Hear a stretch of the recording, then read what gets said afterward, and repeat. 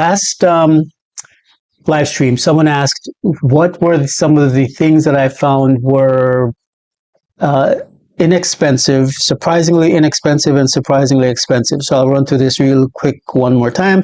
Surprisingly expensive gasoline because of the additional shipping costs required to get it here to the island, and air conditioning. So the electricity rate here on Saipan is roughly about 28 cents, which is on the high end compared to even New York.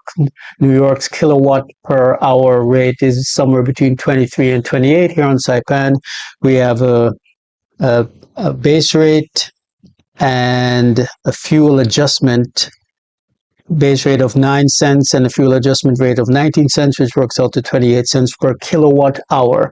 And again, my monthly bill when I was paying for utilities directly was about $75, but people who used air conditioning, they were paying as much as $200, $300 a month for AC. So that was surprisingly expensive.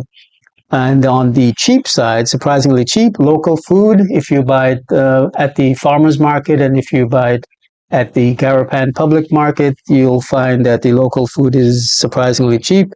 Rent, one bedroom apartment can be as low as 300, 400, 500 a month. And people have gotten homes for that amount as well, entire homes. And then car insurance, I found to be surprisingly cheap.